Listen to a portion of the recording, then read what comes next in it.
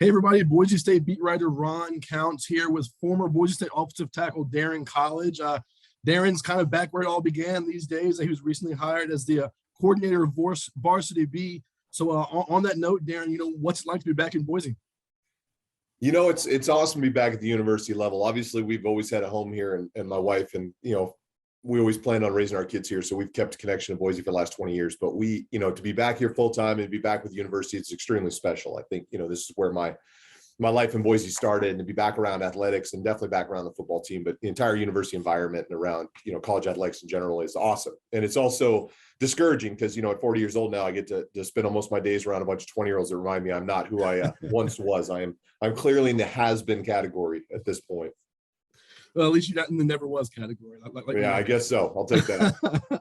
So, you played back in the early 2000s. You played on some really good teams. As you think back on those days, what do you remember most about your playing career? Oh my gosh, I'm trying to remember all of it as I get older. But I think you remember the guys. You remember the locker room the most. You remember the memories of playing with those people. I mean, obviously, we won a lot of championships. I was fortunate enough to take home a lot of conference championships when I was here, and it was fun to be part of those dominant teams. But I still remember the guys I played with. And, one of those guys was Andy Alvarado, and he's back here coaching my team. And to think, from where we were as players back then to now he's in charge of this team and the responsibility of these young men, it's a little crazy to look at from my perspective, and awesome. And he's the big reason why I'm back with the Varsity B, and his influence on, what's going to happen here is a big reason why I want to be back part of the program. Is there a memory from those days that you'll always have? I mean, a performance in a game, something that happened in the locker room, something that sticks with you for the rest of your life? Oh my gosh, there's probably a ton of them, but one of my favorite memories is, when I was a true freshman, I wasn't playing yet. I was just a guy on the sideline waiting for my opportunity to, spending my red shirt. I remember we were at home, and Brock Forsey was the running back at the time. And, Brock Forsey's an All-American and a stud. And you're trying to adapt, and you're watching this game, and a kid from North Pole, Alaska is watching college football really for the first year on the sideline. And I remember Brock hit a linebacker in the hole so hard I thought the kid died. Like, he fell to the ground and started twitching, and Brock stumbled for a 15-yard gain after that. And I was like, I really had to have a moment with myself to be like, I don't know if I belong here. Like, these dudes are playing a whole different game than I'm prepared for. But that was kind of my welcome to college football moment, that I was like, okay, there's a lot of growing up to do in the next 18 months before I was going to get the chance to suit up. But I still remember that play to these days. It's, it's one of those funny stories I tell. People ask about those welcome to the NFL moments, but I always tell them that was my welcome to college football moment. So you mentioned playing with Andy Alvarado. So what do you remember about him as a player? He was always an intense guy, always a leader, and always one of the smartest dudes on the field. He was a guy who always had himself in the right place. I don't think anybody ever looked at Andy Alvarado and was like, oh, that dude's going to be 6'4" and 250 pounds and run a 4.5 40 and, was going to just out physical every single player. He played with a passion and an energy and a focus that he taught me how to be a better offensive lineman. That was a guy that I always looked at that knew what was going on the field and could walk up the line of scrimmage and be like, hey man, you're telling me what you're doing. He was telling me the plays before they were going to happen.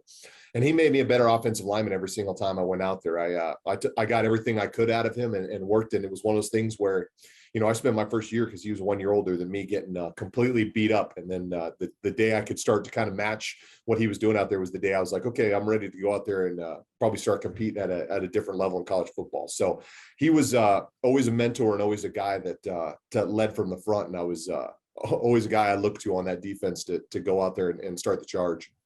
Did you kind of have a sense even back then that he was going to be a coach?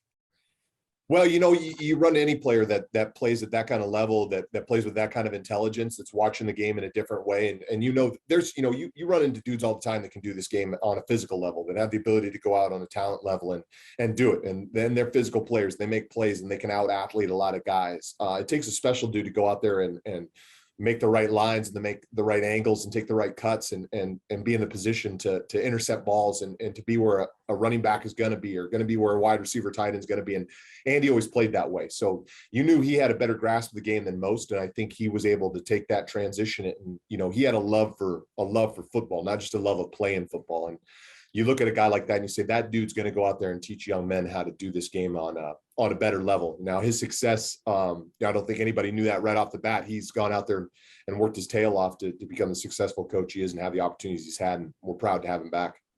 And so I saw your playing career ended in 2014. So how about you? Did you consider coaching when your playing days ended?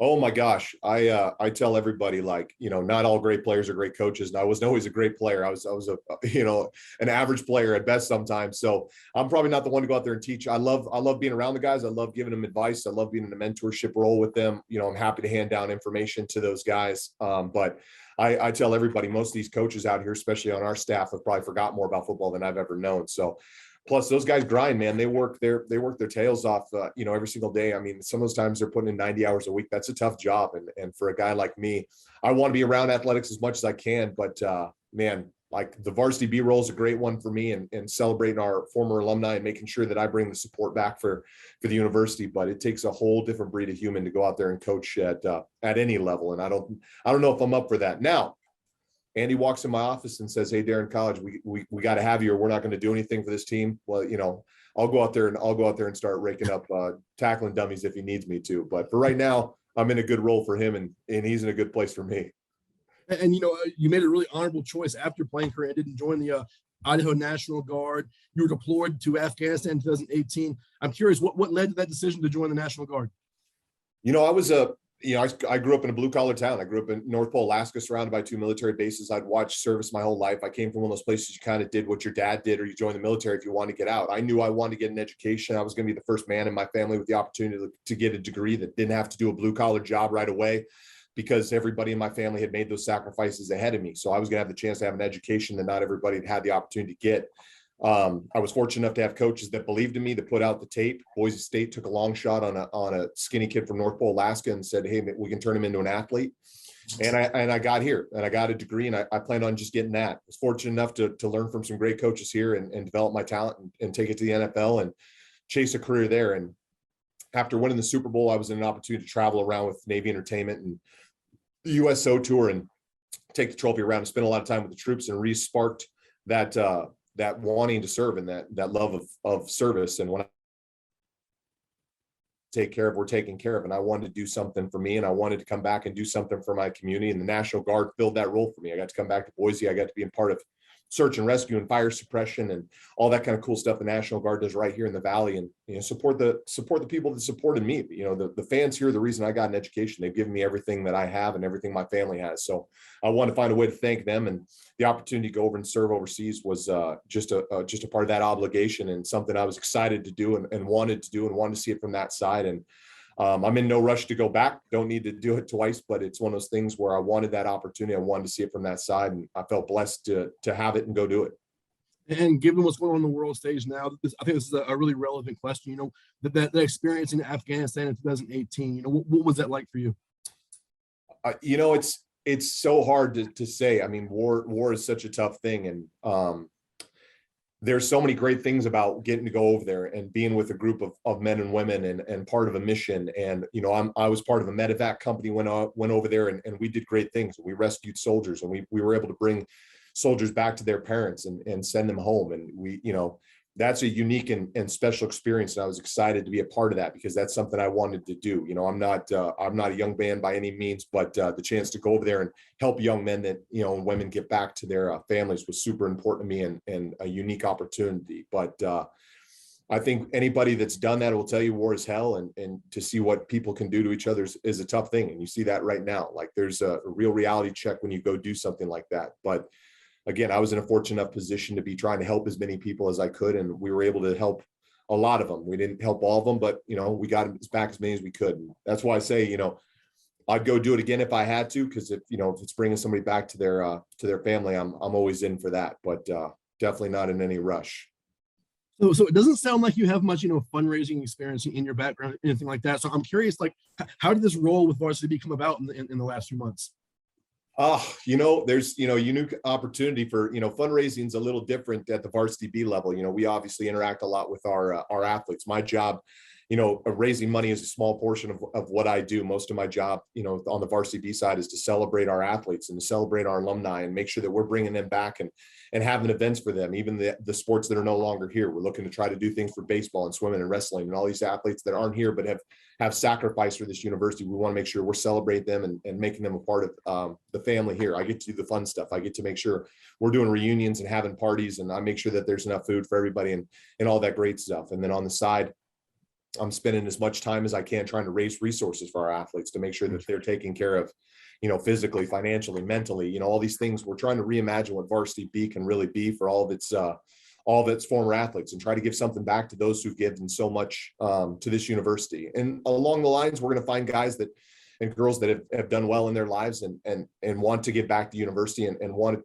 pour themselves back in. And that's great. But my job first and foremost is to make sure that I'm taking care of the athletes that have played here first. That's my job. I'm an alumni and an athlete first and foremost. I work for the university second. So I want to make sure my brothers and sisters are well taken care of, and that the university can thank them in their own particular way. And if they're in a position where they're fortunate enough to be able to give back and make it better for the athletes that came after them, then so be it.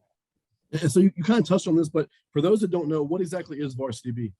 Varsity B is the Alumni Association for our letter winner athletes. So anybody that earned a letter here, from cheerleading to volleyball to basketball and football and everything in between, and anybody that's earned a letter here for the sports that aren't here anymore, anybody that's played 1 year is a letter winner in our minds, and they deserve to be celebrated for that. So I represent that small minority. We make up about 8% of the population of this campus, for the last 50 years. So it's one of those things where we're a small group that needs to be recognized and have our own party. So we fall under a little bit different alumni category. And I have the unique opportunity of being responsible for all those 7,000 athletes plus, and making sure that they come back and have a good time. Sure. And so you kind of touched on some reunions and things, but what are some events that the fans and people can look forward to in the future? Well, we always have our alumni events every year. We have the Gridiron Social, which is extremely popular with the football team, but we've really started just to spin things back up. The position has kind of been gone for the last 2 years due to COVID. The men that have had the job before me had to take other opportunities as they started to furlough. And, you don't come into Varsity B athletics for the big time paycheck. So those people needed to go to other places and make sure they could take care of theirs. And it's one of those things where, we're starting to build up events. We're starting to plan stuff, and we're hoping to spread more and more. We've had golf tournaments in the past. We're trying to plan some stuff. We're looking for different ways to interact with the population, and hopefully we'll have some new announcements. I don't want to say anything now because we don't know what will come to fruition and what's not, but most of our events will be based around our athletes. And then we're hoping to have more and more of those interactions with our athletes and with the community, because most of our athletes now, they're graduated, they're a part of this community, they're business owners, they're your neighbors, they're, the people living down on the corner. So they want to be invested in the community just like you are. So we're going to try to put ourselves more and more out in the community as we grow this thing back up. But again, we're dusting off 2 years of coverage right now. And we're trying to get back to the surface. It sounds like there's some opportunities for fans to get involved and to kind of give back. For those that want to, how can they do that? Well, anybody can support Varsity B they want. Obviously we're 501c just like anything else on campus. We're no different than the athletics department. So if anybody wants to give the Varsity B and wants to support athletes, they're absolutely welcome to. A lot of our athletes use Varsity B as a way to give back to their individual sport. We touch, athletes that want, football players that want to get back to football, and tennis players that want to get back to tennis, and soccer players that want to get back to soccer. So it's one of those things where people can always feed us through their sport. We kind of interact with Bronco Life. We really look at ourselves as two sides of the same coin. Sarah Swanson handles the Bronco Life side, which is all of our athletes that are on campus right now. And I handle all of our athletes when they get off. So we try to make a seamless transition from their time here as a player to their time off the field as a has-been, as we like to call it. And so if anybody wants to be a part of that, anybody wants to help out with that, they can always reach out to Varsity B, the BAA, and find a way to support. But more importantly, as we start to have events and we start to put our athletes out there, that they come out and support those athletes, because they're part of the community. They're, again, like I said, they're your neighbors, and they want to spend as much time with you as possible.